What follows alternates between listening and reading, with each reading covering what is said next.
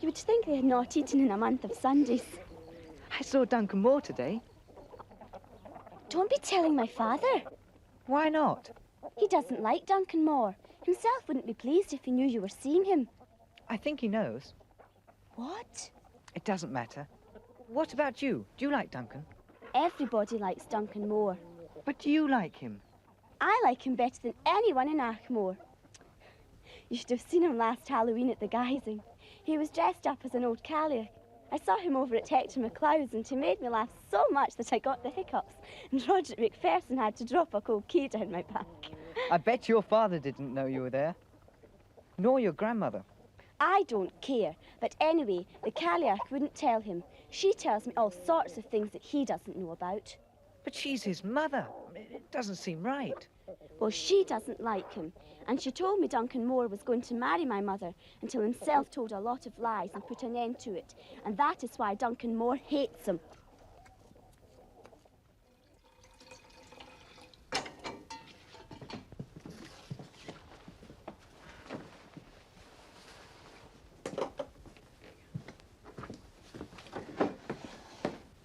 She's getting old right enough, and she talks to herself when she is deaf, but she doesn't miss much for all that.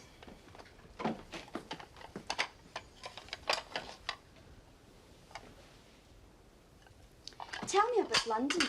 What is it like?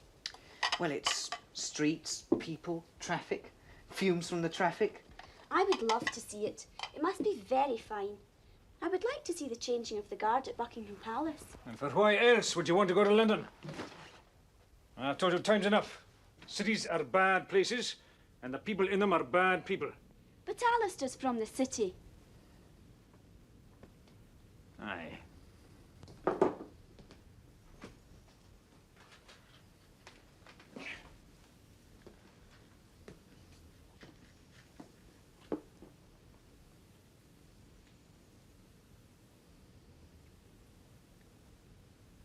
I saw Duncan Mor today.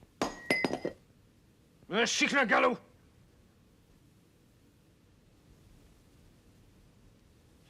Well, you've been talking to Duncan Mor, eh? Yeah, a great talker, Duncan Mor MacDonald. But the MacDonalds, I had an active tongue in their heads. Not that fine talk will fill an empty belly. And mind you, the same fellow will not go hungry. Not Duncan Mor MacDonald. Yeah, there is salmon in the river.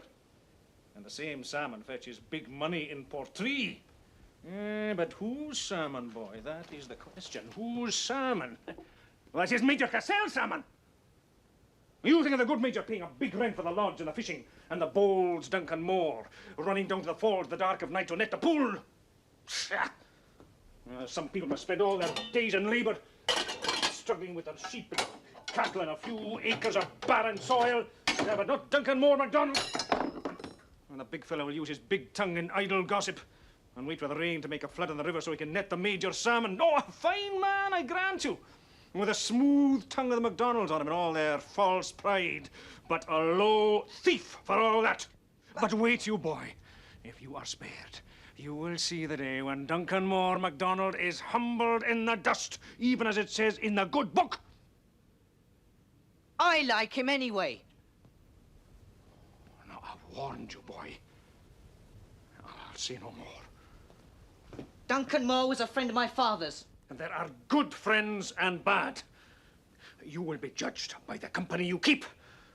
When Duncan Mor falls, and fall he will, see he doesn't drag you down with him.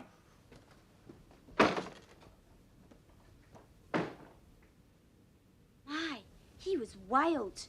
You are a daft beggar, Alasdair Cameron, after I told you not to say anything.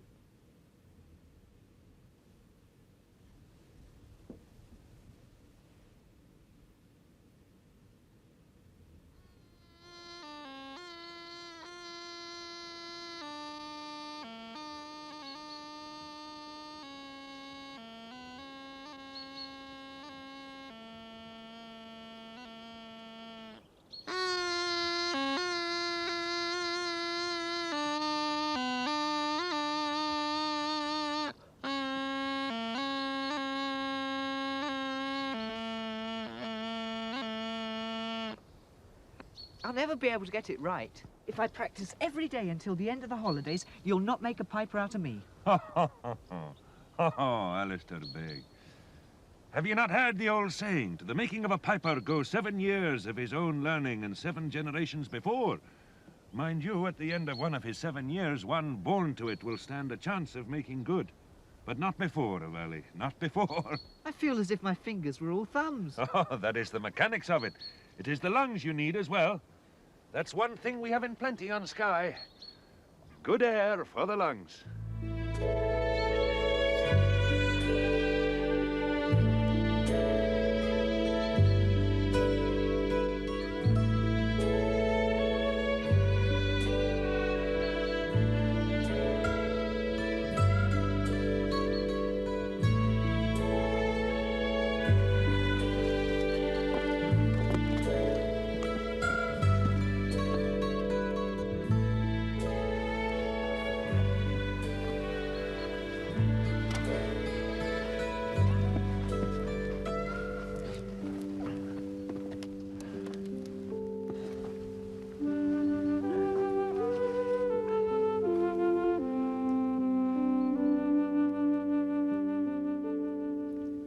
How can people work in offices all day long when there's, well, this?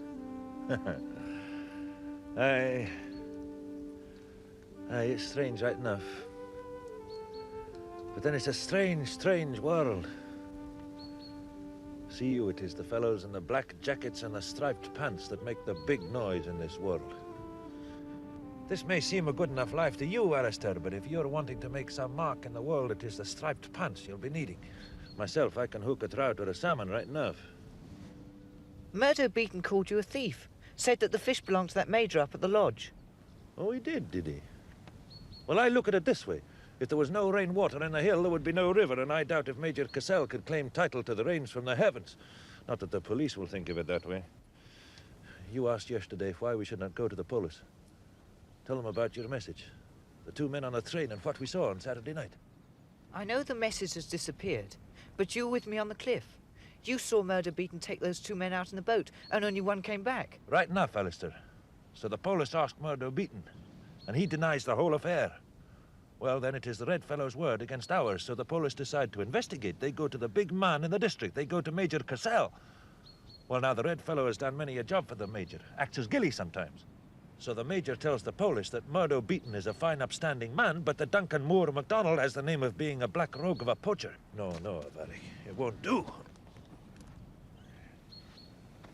Duncan, look! It's coming straight at us! This way, boy. In here, boy. Come on, down here, Alasdair. Mind your head. It's freezing. Aye. Your father knew this place. And not another man on Skye, save myself. That boulder, what made it fall on us? Well, now, the rain we've been having. It seeps under the rocks, loosens them, and then the slightest vibration, our voices may be. I thought that was only for snow avalanches. Snow, aye. And rocks, too. And this is where the old buttocks made the white whiskey. There's not a finer still in the whole of the West. Light a fire here, and no man will see your smoke. No man can say where it goes. It's cold. Aye. Aye, it's cold right enough. But many a poor hunting crater made his way here in olden times. The cold never worried a man with the law at his heels. But I'm thinking with you, it's a reaction to that boulder that's making you shiver. It's a good hot meal for you, Alasdair. And then home.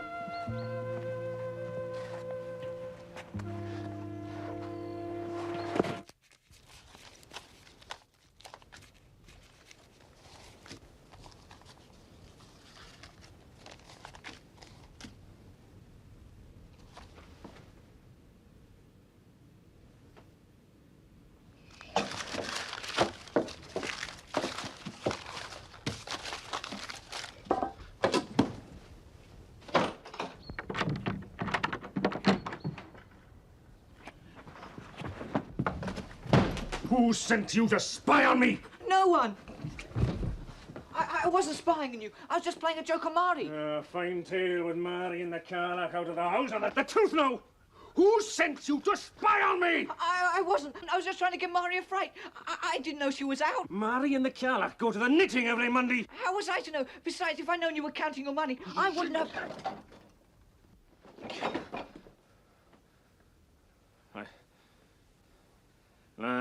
Sorry, boy. I was wild when I saw you at the window. And as for the money, it's not yourself I would be hiding it from, not at all, But well, there are folks in this place who would like to be knowing what I have managed to put by me. Not that there is much in the box, but what was earned by the sweat of my brow. well, this is a fine chance for you and me to have a crack together, Alasdair. Sit you down, boy. Sit down.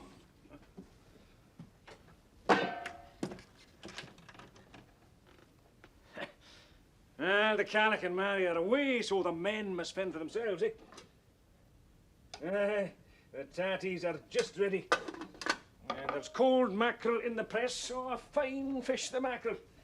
I always say there's only one thing between a cold mackerel and a cold salmon. Do you know what it is? I'll tell you. The price, Alasdair. The price. There is salmon going from here to London by the ton. And fools of the city with more money than sense, paying more than £1 per pound. But not you and me. We're not so foolish, eh? We take the poor man's salmon, the mackerel, and what does it cost us? Not that. Not a penny piece. And I'll be wanting you to take plenty of tatties, Alasdair. You'll be hungry after your day in the hills. There's nothing like tatties to build a person up. Mind you, I see an awful difference in you already. Just a few days you're here, and it seems we're putting beef on you. I believe you're liking it fine here, Alasdair. Yes, I like it fine. I believe you'll be after coming here every year. I hope so. Duncan Mor said he'd take me to the top of the store next year. Oh, that's very good of the big fellow. Now, eat hearty. You'll be building you up so your own mother will never recognize you, eh? And after, what do you say to a spot of fishing from the rocks? Fine, if you don't think it'll be too late. Not at all, at all. No, it's just a grand night for the rocks.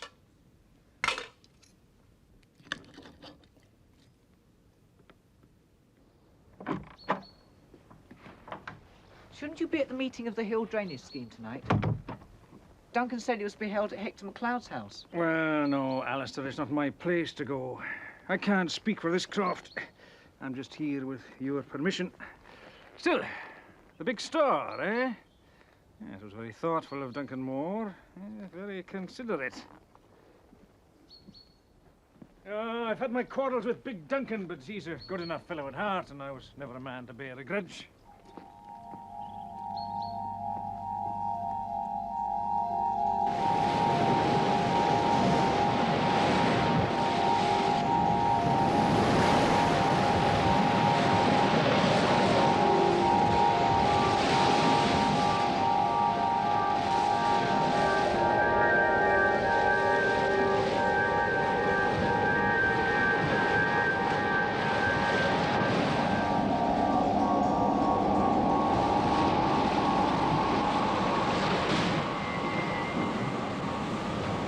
Cast your lure to one side and take it quickly through the water.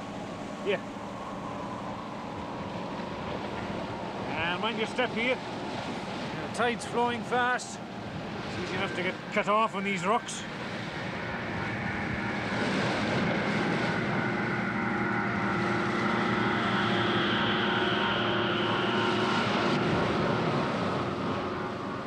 That's the way.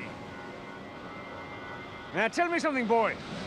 You must have thought I was a dour sort of a man, did you not? Yes, I suppose so. Well, there's many of me the same mistake as yourself. Keep an eye on the line now. Mind you, I was sort of reserved when you first came to Ackmore. I thought to myself, here's a smart boy from the city who'll be thinking the heather's growing out of my ears. But I see my mistake now. You and I are going to get on together just fine. I've caught something! Well, reel him in.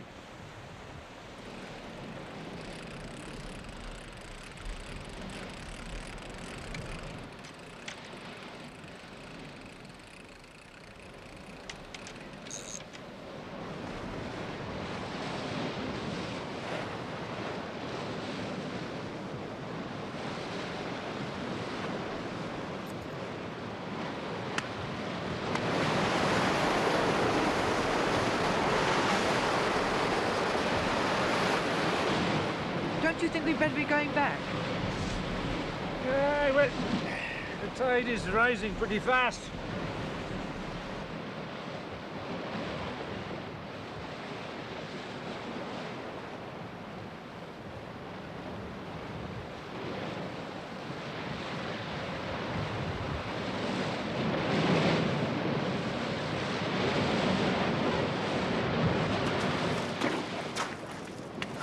Just one curry. Well, I doubt we left it a bit late. Still, the curries are the tastiest of the lot.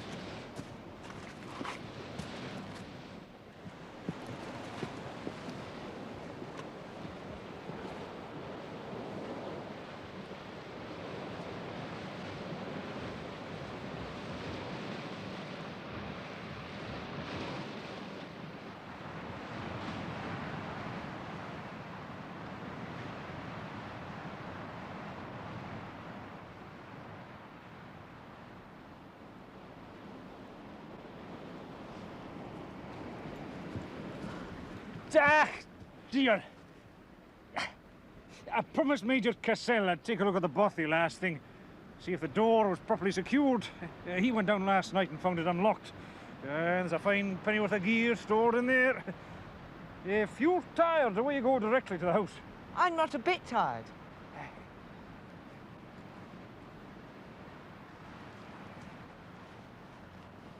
Maybe you won't be thinking much of this place, Alasdair. When you get back to the city, maybe we'll never see you again. Not a bit of it.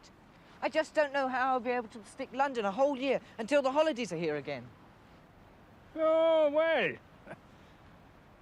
Shinmaraha.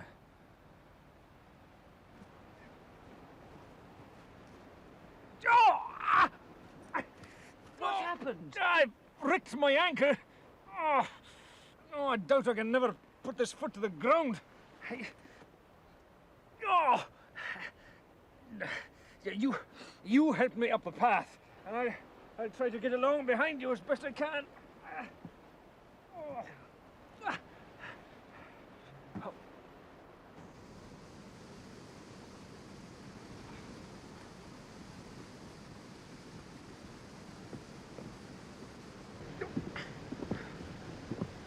No, wait.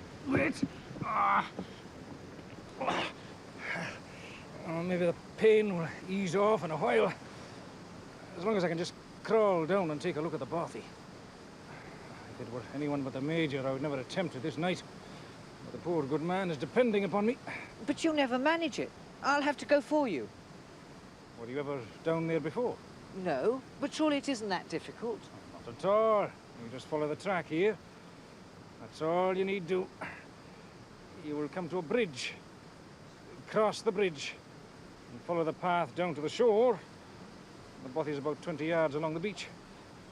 And thank you, Alasdair. It's a great service you're after doing me.